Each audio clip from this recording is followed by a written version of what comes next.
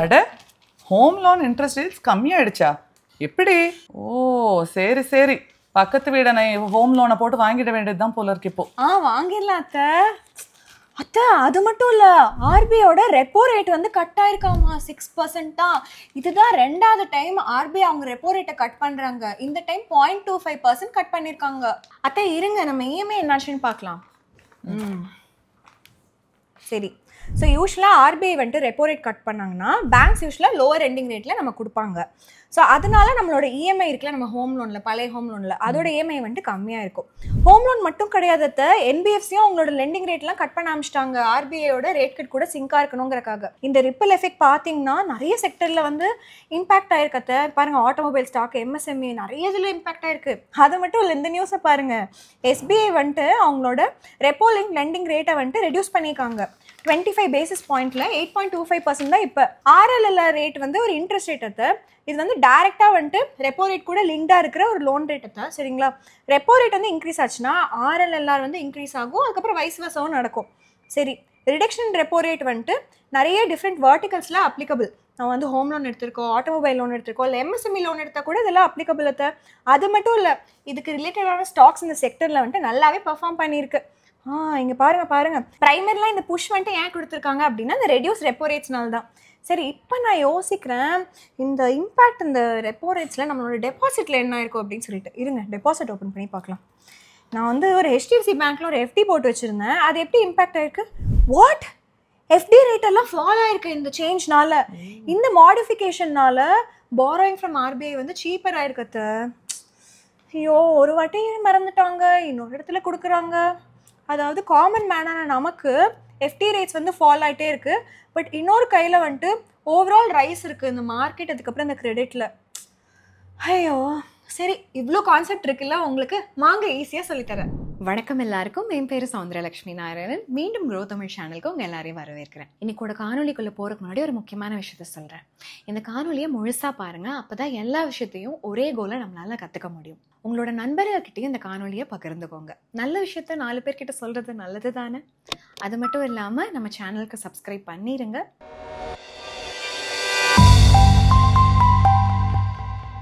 First இந்த monetary பாலிசினா என்ன அப்படின்னு சொல்லிட்டு பார்க்கலாம்.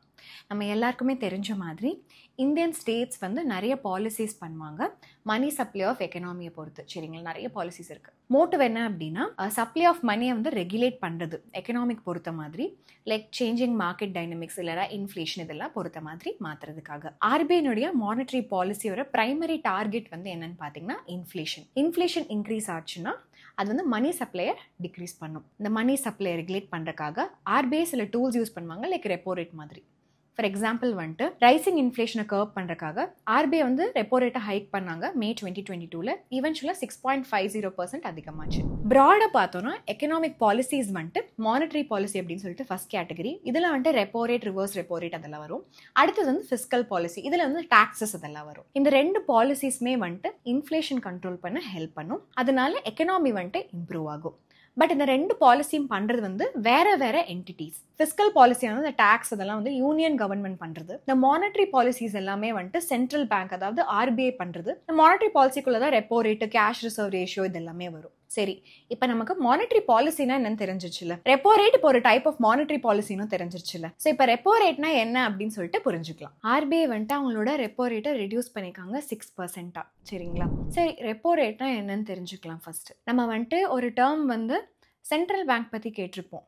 அதுனா என்னன்னா பேங்கர்களோட பேங்க் அப்படின்ட்டு. சரிங்களா, கமர்ஷியல் பேங்க்ஸ் வந்து ஆர்பிஐ அவங்களோட பேங்கராக ட்ரீட் பண்ணுவாங்க. அவங்க கிட்ட இருந்து பணம் வந்துட்டு வாங்குவாங்க, அவங்களோட ரிசர்வ்ஸை டெபாசிட் பண்ணுவாங்க. ஏதாவது கைடன்ஸ் வேணும்னா ஆர்பிஐ கிட்ட போவாங்க. ஸோ கமர்ஷியல் பேங்க்ஸோட பேங்க் தான் ஆர்பிஐ. ஃபார் இன்ஸ்டன்ஸ் நம்ம வந்து நம்மளோட பேங்க் கிட்ட இருந்து லோன் எடுக்கிறோம்ல, அதே மாதிரி எஸ் பேங்க் வந்து 60,000 கோடி வந்து கிரெடிட்ல ஆர்பிஐ கிட்ட இருந்து 2020 லோன் எடுத்திருக்காங்க. ரெப்போ ரேட்குள்ள இருக்கும்போது ரெப்போ ரேட்னா எந்த ரேட்ல வந்துட்டு ஆர்பிஐ வந்துட்டு இந்த கமர்ஷியல் பேங்க்ஸுக்கு மணி லெண்ட் பண்றாங்களோ அந்த ரேட் தான் ரெப்போ ரேட். ஸோ நம்ம வந்து பேங்க் கிட்ட இருந்து லோன் எடுத்தோம் அப்படின்னா நம்ம அந்த லோனுக்கு ஒரு இன்ட்ரெஸ்ட் பே பண்ணும். கரெக்ட்டுங்களா, அதே மாதிரி கமர்ஷியல் பேங்க்ஸும் வந்துட்டு லோன் எடுப்பாங்க அவங்களோட பேங்க் கிட்ட இருந்து. அவங்களோட பேங்க் இது ஆர்பிஐ. ஸோ அந்த ரேட் ஆஃப் இன்ட்ரெஸ்ட் ஆர்பிஐ வந்துட்டு எவ்வளோ சார்ஜ் பண்றாங்களோ இந்த லோனுக்கு அந்த ரேட் தான் வந்து ரெப்போ ரேட். தெளிவா புரிஞ்சிச்சா? ஃபார் இன்ஸ்டன்ஸ் வந்து current repo rate 6%.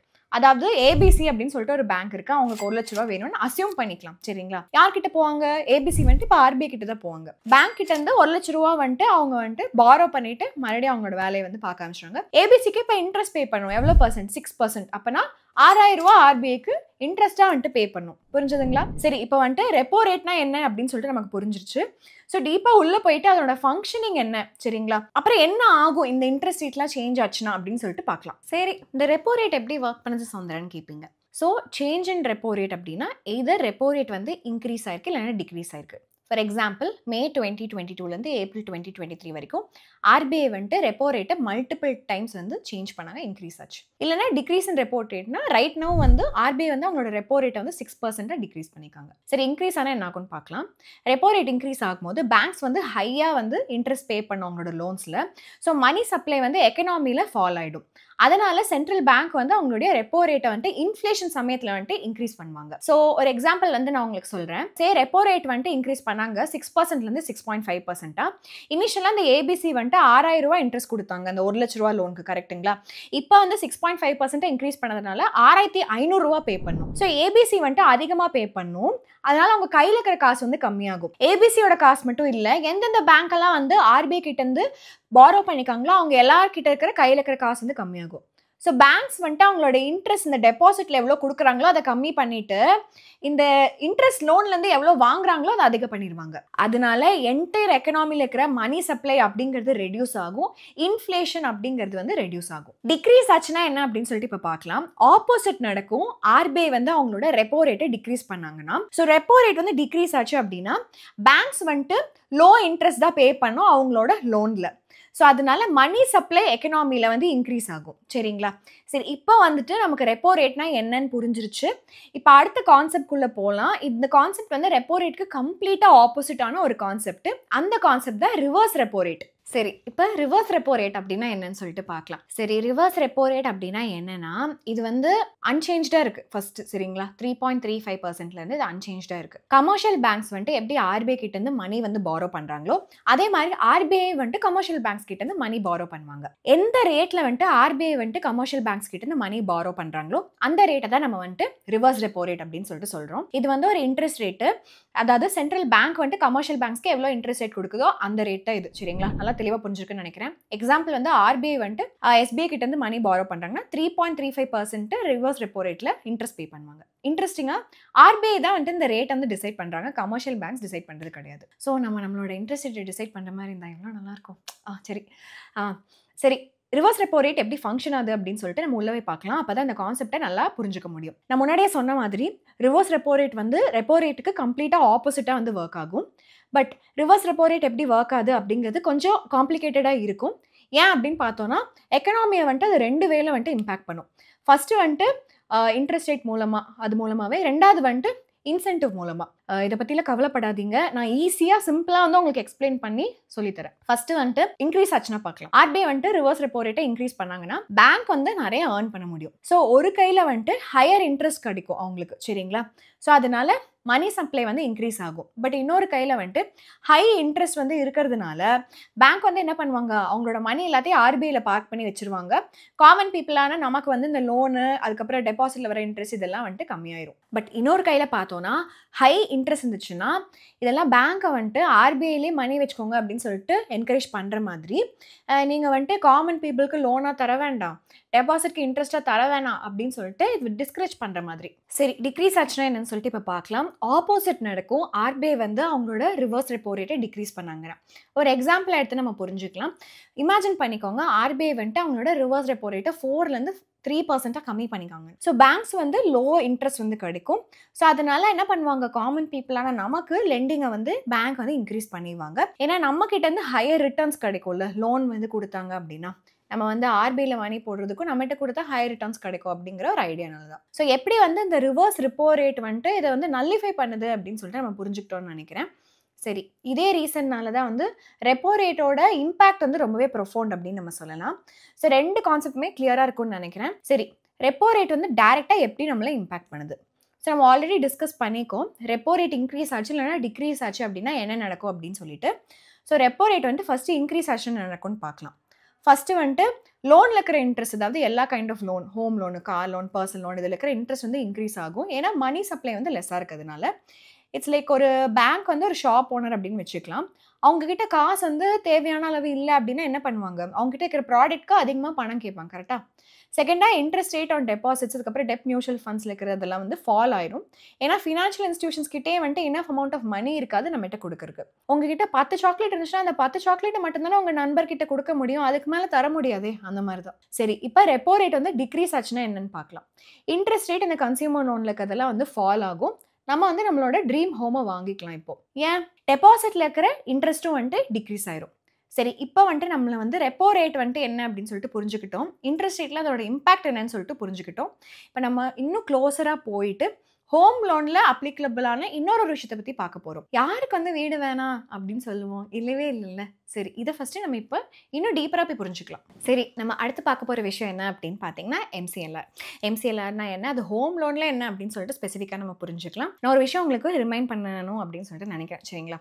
RBI rate கட்ஸில் inspire ஆகி SBI இந்த மாதிரி நிறைய வங்கிகள் வந்து அவங்களோட லெண்டிங் ரேட்டை வந்து ரெடியூஸ் பண்ணிக்காங்க. சரி, நான் இன்னொரு விஷயம் சொல்ல போகிறேன். இந்த ரேட் கட்ஸில் இன்னொரு ஃபேக்டர் வந்து இன்ஃப்ளூயன்ஸ் பண்ணுது. அந்த ஃபேக்டர் தான் நம்ம முன்னாடியே சொன்ன மாதிரி இந்த MCLR. MCLRோட ஃபுல் ஃபார்ம் வந்துட்டு marginal cost of funding base lending rate. இது வந்து ஹோம் லோன்ஸில் என்ன அப்படின்னு பார்த்தோம்னா, மினிமம் இன்ட்ரெஸ்ட், எந்த இன்ட்ரெஸ்ட்ல வந்து பேங்க்ஸ் வந்து மணி நமக்கு லெண்ட் பண்ண முடியுமோ அதுதான். MCLR வந்து யார் டிட்டர்மைன் பண்றாங்க? RBI கைட்லைன்ஸ் படி இது டிட்டர்மைன் பண்ணப்படுது. நிறைய ஃபேக்டர்ஸ் வந்து யூஸ் பண்றாங்க இந்த ரேட்டை வந்து டிட்டர்மைன் பண்றதுக்கு. Like operating cost, tenure, marginal cost, இந்த மாதிரி நிறைய இருக்கு. கமெண்ட் செக்ஷன்ல சொல்லிருங்க இந்த பர்டிகுலர் திங்ஸ் எல்லாம் இருக்குல்ல, இதை பற்றி ஏதாவது காம்பனண்ட்டை நாங்கள் டீட்டெயிலாக கவர் பண்ணணும் அப்படின்னா இன்னொரு வீடியோவில் அது போடுறோம். அது வந்து கமெண்ட்ஸில் சொல்லிடுங்க. பட் ப்ரீஃபாக வந்து காஸ்ட் வந்து என்னன்னா, cost involve in giving the loan. Tenure premium அப்படின்னா வந்துட்டு இது அப்ளை ஆகும். லோன்ஸ் எதெல்லாம் வந்து லாங்கர் பீரியட் இருக்கிறோமோ அதுக்கு வந்து அப்ளை ஆகும். இப்போ நீங்கள் என்கிட்ட கேட்கலாம், எதுக்கு வந்துட்டு சௌந்தர்யா நான் லாங் பீரியட் லோன் எடுக்கிறேன்னா எனக்கு வந்துட்டு ஒரு ப்ரீமியம் போடுறாங்க அப்படின்னு சொல்லிட்டு. சரிங்களா? சிம்பிளாக நான் சொல்கிறேன். ஸோ டென்யூர் ஆஃப் லோன் வந்து இன்க்ரீஸ் ஆக இந்த பேங்கோட ரிஸ்க்கும் வந்து இன்க்ரீஸ் ஆகிட்டே போகும். சரிங்களா? ஒரு எக்ஸாம்பிள் எடுத்து நான் இதை சொல்லித்தரேன். ஃபார் எக்ஸாம்பிள், A அப்படிங்கிற ஒருத்தர் வந்து 10 வருஷத்துக்கு லோன் எடுக்கிறாரு, B வந்து 5 வருஷத்துக்கு எடுக்கிறாங்கன்னா ரிஸ்க் ஆஃப் ஏயோட லோன் வந்துட்டு ஹையரா இருக்கும் B கம்பேர் பண்ணும்போது. ஏன் அப்படின்னா டென்யூர் இன்க்ரீஸ் ஆக இந்த ரீபேமெண்ட் பண்றதோட ப்ரெடிக்டபிலிட்டி ஃபால் ஆகிட்டே இருக்கும். ஸோ அதனால ரிஸ்க் வந்துட்டு ஹையராகவே இருக்கும். ஸோ ஒரு ஃபேக்டர் வந்துட்டு MCLR ஃபார்முலால ஒரு பார்ட்டாக இருக்காது. பட் இன்டைரக்டாக வந்துட்டு MCLR வந்துட்டு அது வந்து இம்பாக்ட் பண்ணுது. அதுதான் நம்மளோட பழைய ஃப்ரெண்ட் நம்ம ஆல்ரெடி பார்த்த ரெப்போ ரேட். எப்படின்னு சொல்லிட்டு இப்போ பார்க்கலாம். எப்படி ரெப்போ ரேட் வந்துட்டு இந்த MCLR அஃபெக்ட் பண்ணுது, எஸ்பெஷலாக இந்த ஹோம் லோன்ஸ்லன்னு பார்க்கலாம். நம்ம ரெப்போ ரேட் அதுக்கப்புறம் இந்த MCLR கிட்ட இருக்கிற ரிலேஷன்ஷிப்பை பார்க்கலாம். அது ஆக்சுவலாக ரொம்ப சிம்பிளான ரிலேஷன்ஷிப் தான். ஒரிஜினல் ரெப்போ ரேட் வந்து 6% இருக்குன்னு வச்சுக்கலாம். MCLR வந்து 7% இருக்குன்னு வச்சுக்கலாம். ரெப்போ ரேட் இன்க்ரீஸ் ஆகும்போது காஸ்ட் ஆஃப் லெண்டிங் வந்து இன்க்ரீஸ் ஆகும். அதனால மினிமம் இன்ட்ரெஸ்ட் பேங்க் எவ்வளோ சார்ஜ் பண்ணுறாங்களோ அதுவும் இன்க்ரீஸ் ஆகும். ஸோ MCLRம் இன்க்ரீஸ் ஆகும். ஃபார் எக்ஸாம்பிள், ரெப்போ ரேட் வந்து 7% இன்க்ரீஸ் ஆச்சுன்னா MCLR வந்து 8% இன்க்ரீஸ் ஆகும். சிமிலராக வந்து ரெப்போ ரேட் டிக்ரீஸ் ஆகும்போது காஸ்ட் ஆஃப் லெண்டிங் வந்து டிக்ரீஸ் ஆகும். அதனால மினிமம் இன்ட்ரெஸ்ட் பேங்க் எவ்வளோ சார்ஜ் பண்ணுமோ அதுவும் வந்து டிக்ரீஸ் ஆகும். ஸோ MCLRம் வந்து ஃபால் ஆகும். ஸோ ஃபார் இன்ஸ்டன்ஸ் வந்து ரெப்போ ரேட் டிக்ரீஸ் ஆகுது 5%, MCLRம் வந்துட்டு 6% டிக்ரீஸ் ஆகும். சரி, இப்போ நம்ம வந்து ஃபைனல் செக்மெண்ட் இந்த காணொலியில் என்னன்னு சொல்லிட்டு அதுக்குள்ளே நம்ம போய் பார்க்கலாம். இதுதான் வந்து ரொம்ப இம்பார்ட்டண்ட்டான செக்மெண்ட்டு. எஸ்பெஷலாக நீங்கள் வீடு வாங்க போகிறீங்க அப்படின்னா அதுதான் வந்து இன்ட்ரெஸ்ட் ரேட். எஸ், நான் வந்துட்டு இதுக்கு முன்னாடி வந்துட்டு நிறைய கான்செப்டை வந்துட்டு நம்ம வந்து கற்றுக்கிட்டு இருந்திருக்கோம். 2 இம்பார்ட்டன்ட் டைப்ஸ் ஆஃப் இன்ட்ரெஸ்ட் ரேட்டையும் நம்ம பார்த்துருக்கோம். ஸோ இந்த கான்செப்ட் உங்களுக்கு ஈஸியாக புரிஞ்சிடும். வாங்க போகலாம், பார்க்கலாம். ஃபைனல் செக்மெண்ட்குள்ளே வந்துட்டோம். சரி, ஃபஸ்ட்டு வந்து ஃபிக்ஸ்டு இல்லைனா ஃப்ளோட்டிங் ரேட் ஹோம் லோன்ஸில் அப்படி என்னன்னு சொல்லிட்டு அதை வந்து ஃபஸ்ட்டு தெரிஞ்சுக்கலாம். நிறைய டிஃப்ரென்ஸ் இருக்குது இந்த ஃபிக்ஸ்டு அதுக்கப்புறம் ஃப்ளோட்டிங் ரேட் பேஸ்டு ஹோம் லோன்ஸில். சரிங்களா? சரி, ஃபஸ்ட்டு வந்து நம்ம கீ டிஃப்ரென்ஸ் என்ன அப்படின்னு சொல்லிட்டு பார்க்கலாம். ஃபிக்ஸ்டு ரேட் வந்துட்டு மார்க்கெட் ஃப்ளக்சுவேஷன் படி சேஞ்ச் ஆகாது. ஃப்ளோட்டிங் ரேட் வந்து மார்க்கெட் ஃப்ளக்சுவேஷன் படி சேஞ்ச் ஆகும். இதுதான் வந்துட்டு first key difference. Fix rate வந்துட்டு சூப்பர் ஆப்ஷன் சௌந்தர்யா அப்படின்னு சொல்லிட்டு உங்களுக்கு தோணுது, கரெக்டுங்களா? எக்ஸாக்டாக எனக்கும் அப்படி தான் தோணுச்சு. பட் ஒரு பெரிய கேட்ச் இருக்குது. இனிஷியலாக ஃபிக்ஸ்ட் இன்ட்ரெஸ்ட் ரேட் வந்து ஹையராக இருக்கும் ஃப்ளோட்டிங் இன்ட்ரெஸ்ட் ரேட்டை விட. ஏன்னா அது வந்து கம்மி ரிஸ்க் இருக்குல்ல, அதனால ஹையராக இருக்கும். ஒரு எக்ஸாம்பிள் எடுத்துக்கலாம். இதை வந்து இன்னும் ஈஸியாக புரிஞ்சுக்கிறதுக்காக. A அப்படிங்கிற ஒரு பர்சன் வந்துட்டு 12% ஃபிக்ஸ்ட் இன்ட்ரெஸ்ட் ரேட்டில் ஹோம் லோன் வாங்குறாங்க. B வந்து ஃப்ளோட்டிங் ரேட்டில் வந்து 10% வந்து வாங்குறாங்க. சரிங்களா? இன்ட்ரெஸ்ட் ரேட் வந்து ஏயோட ஹையராக இருக்குது B கம்பேர் பண்ணும்போது. RBI வந்து ரெப்போ ரேட் இன்க்ரீஸ் பண்ணிட்டாங்கன்னா மார்க்கெட்டோட இன்ட்ரெஸ்ட் ரேட் வந்துட்டு லோன்ஸில் இன்க்ரீஸ் ஆகும் 15%. A வந்துட்டு 12% தான் கட்டிகிட்டே இருப்பாங்க. பட் B வந்துட்டு இந்த சமயத்தில் 15% கட்டுற மாதிரி ஆயிரும். ஆப்போசிட்டும் நடக்கலாம். RBI வந்துட்டு அவங்களோட ரெப்போ ரேட்டை டிக்ரீஸ் பண்ணாங்கன்னா B வந்துட்டு கம்மியாக பே பண்ணுவார், ஏ கூட இன்ட்ரெஸ்ட் ரேட் கம்பேர் பண்ணும்போது ரெண்டு பேரோடதும். இதுவே எக்ஸாக்டா ஆப்போசிட் நடக்கும். ஆர்பிஐ வந்துட்டு அவங்களோட ரெப்போ ரேட்டை வந்து டிக்ரீஸ் பண்ணாங்கன்னா பி வந்துட்டு கம்மியா பே பண்ணலாம் இன்ட்ரெஸ்ட் ஏ கூட கம்பேர் பண்ணும்போது. இந்த இன்ட்ரெஸ்ட் ரேட்டோட ஃபிளக்சுவேஷன் வந்துட்டு மோஸ்டா காஸ் பண்றது இந்த ரெப்போ ரேட்ல இருக்கிற சேஞ்சஸ் தான். சரி, எது வந்து உங்களுக்கு பரிசா வந்து சூட் ஆகும் அப்படின்னு சொல்லிட்டு நம்ம வந்து எப்படி டிசைட் பண்றோம்னா நம்மளோட இன்கம் அப்புறம் ரிஸ்க் அப்பிடேட்டை பொறுத்து தான். நம்ம இப்போ வீடியோட கன்க்ளூஷனுக்கு வந்துட்டோம். இன்ட்ரெஸ்ட் ரேட் வந்து டைரக்டா வந்துட்டு ஆர்பிஐயோட மானிட்டரி பாலிசினால இம்பாக்ட் பண்ணப்படுது. ஆர்பிஐ வந்து இந்த repo rate, reverse repo rate, MCLR இந்த மாதிரி டூல்ஸ் யூஸ் பண்றாங்க எக்கனாமில ஒரு ஸ்டெபிலிட்டி கொண்டு வரதுக்காக. இந்த ரேட் எல்லாமே வந்துட்டு இன்டர்ன் வந்துட்டு நம்ம எவ்வளோ இன்ட்ரெஸ்ட் நம்ம லோன்ஸ்ல பே பண்றோமோ அதை இம்பாக்ட் பண்ணுது. ரீசெண்ட் MPC மீட்டிங் படி ஆர்பிஐ அவங்களோட ரெப்போ ரேட்டை 6% ரெடியூஸ் பண்ணிக்காங்க. இது எனக்கு உங்களுக்கு எல்லாருக்குமே குட் நியூஸ். ஏதாவது கண்டிப்பா புதுசா இன்ட்ரெஸ்டிங்கா இன்னைக்கோட காணொலியில நீங்க லேர்ன் பண்ணிப்பீங்கன்னு நினைக்கிறேன். மறக்காம அப்படி லேர்ன் பண்ணியிருந்தீங்கன்னா ஒரு லைக் கொடுத்துட்டு அதை பத்தி கமெண்ட் பண்ணிருங்க. மறக்காம உங்க நண்பர்கள் எல்லார்கிட்டே இந்த வீடியோவை பகிர்ந்துக்கோங்க. நல்ல விஷயத்த கண்டிப்பா 4 பேர்கிட்ட பகிர்ந்துக்கணும். இன்னொரு அருமையான காணொலியில நம்ம எல்லாரும் சந்திக்கலாம். அது வரைக்கும் நன்றி, வணக்கம்.